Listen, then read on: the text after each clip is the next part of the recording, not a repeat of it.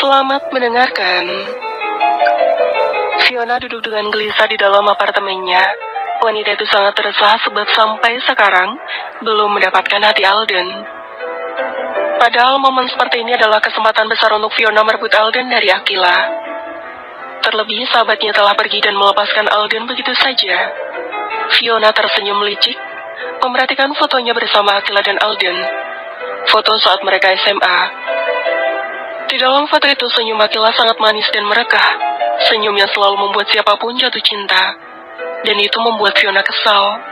Wanita licik itu melipat bagian foto yang menampilkan wajah Akila, hingga yang terlihat hanya dirinya saja bersama Alden. Terima kasih, Kila, telah memberiku kesempatan untuk merebut Al. Kau memang sahabat yang baik. Pergilah sejauh mungkin, dan jangan kembali lagi. Bawa kesalahpahaman itu bersamamu. Fiona senyum licik.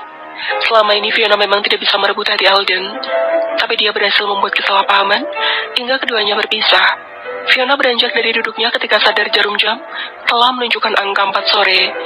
Jam-jam seperti ini, Alden telah pulang dari kantor dan akan nongkrong di kafe favoritnya bersama Akila dulu. Bukan Fiona namaku, jika tidak bisa mendapatkan Alden, gumam Fiona. Wanita licik itu segera melajukan mobil miliknya menuju kafe untuk bertemu dengan Alden. Fiona tidak peduli jika harus mendapatkan penolakan terus-menerus. Langkah Fiona berhenti di ambang pintu, melihat Alden bicara dengan seorang pria yang Fiona kenal. Ingin mengetahui apa yang mereka bicarakan, Fiona memutuskan mendekati meja tanpa sepengetahuan Alden maupun Gilang. Tangan Fiona terkepal hebat mendengar semua pembicaraan Gilang dan Alden. Baru saja dia bahagia karena kepergian Akila, kini kabar buruk sudah terdengar di telinganya. Ingin rasanya Fiona membunuh Gilang sekarang juga, karena memberitahukan keberadaan Akila pada Alden. Tidak, aku tidak boleh membiarkan Alden bertemu dengan Akila dan menjelaskan semuanya. Kalau itu terjadi, aku akan kehilangan kesempatan untuk mendapatkan Al. Gumam Fiona. Wanita itu memilih meninggalkan kafe tanpa menyapa Alden lebih dulu. Yang ada di pikiran Akila saat ini, yaitu mengagalkan rencana Alden untuk menemui Akila. Ayolah, Vi, berpikirlah yang jernih. Ucapnya pada diri sendiri karena tak kunjung mendapatkan ide cemerlang untuk mencegah kepergian Alden. Membuat masalah pada perusahaan. Tidak. Fiona menggelengkan kepalanya. Membuat masalah pada perusahaan Alden tidak ada gunanya. Alden mempunyai asisten lumayan cekatan untuk menyelesaikan masalah. Fiona menggigit kuku tangannya, seraya terus berpikir ide-ide gila. Senyuman licik tercetak jelas di wajah wanita itu ketika menemukan satu ide di kepalanya. Dia yang semula berdiam diri di dalam mobil, mulai melajukannya menuju rumah Alden. Terima kasih informasinya, Gilang. Kau memang teman yang baik. Ucap Alden mengakhiri percakapan di antara mereka sebab hari telah gelap. Sama-sama. Lagi pula informasi yang aku berikan tidak lengkap, Al. Aku tidak tahu di mana Akila tinggal di Seoul. Tidak masalah. Tahu bahwa kekasihku ada di kota Seoul sudah cukup untukku. Alden melempar senyum persahabatan pada Gilang sebelum meninggalkan kafe. Akhirnya setelah mencari selama berminggu-minggu, dia bisa menemukan di mana kekasihnya berada. Iya, Akila masih kekasihnya, sebab sampai sekarang Alden belum menyetujui perpisahan mereka. Hubungan terjalin karena persetujuan dua orang, maka putusnya hubungan harus mendapat persetujuan dua belah pihak pula. Karena Alden tidak setuju, Akila masih kekasihnya. Tunggu aku, Kila.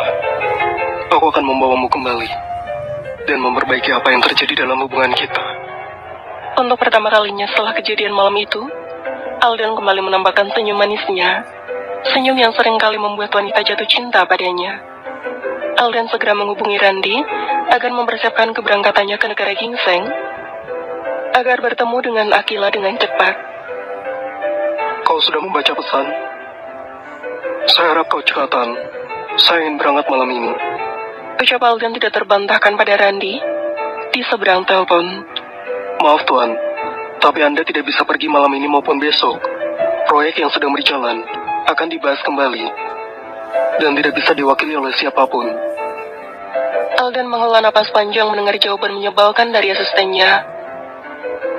Besok dan lusa adalah final proyek kita dan penandatanganan kontraknya. Jika Tuan ingin pergi, maka pergilah setelah urusan selesai. Kita sudah terlalu banyak mengeluarkan dana untuk proyek ini. Jika gagal, hanya untuk membuat perusahaan rugi besar. Berhentilah menjelaskan semuanya, saya tahu itu. Kesal Alden dan memutuskan sambungan telepon begitu saja. Alden yang cukup temperamental harus memimpin perusahaan. Kalau saja tidak ada Randy di sampingnya, mungkin perusahaan sudah lenyap 3 tahun yang lalu. 3 hari. Sabarlah Kila, aku akan menjemputmu. Gumam Alden. Pria itu membanting setir kemudi memasuki pagar setelah sampai di depan rumahnya. Alisnya saling bertaut melihat mobil cukup pasaran berada di depan rumah. Pemilik mobil itu sangat Alden kenali. Pergi dari rumahku. Teriak Alden padahal baru melewati pintu utama. Fiona yang sejak tadi berbaring di sofa segera bangun dan menghampiri Alden. Baru beberapa langkah, tubuh wanita itu limbung hingga jatuh ke lantai marmer. Vi, Panggil Alden. Pria itu berjongkok kemudian menggendong tubuh tak berdaya Fiona menuju kamar tamu. Vi, bangunlah. Jangan pura-pura. Desak Alden berdiri di samping ranjang. Jujur saja, hati kecil Alden merasa khawatir melihat kondisi Fiona sekarang. Namun pikiran Alden mengatakan bahwa ini semuanya akal-akalan Fiona agar mendapatkan perhatian darinya. Aku bilang bangun. Sontak Alden menarik tangan Fiona cukup kencang. Hal itu membuat Fiona membuka matanya. Entah benar-benar sakit atau pura-pura Alden tidak tahu. Maaf menyusahkanmu, Al. Tapi aku tidak punya siapa-siapa di rumah. Hingga tidak ada yang menjagaku saat sakit. Lirik Fiona terus terbatuk. Tubuh yang mulai hangat dan wajah kian memucat semakin membuat Alden dilema untuk saat ini.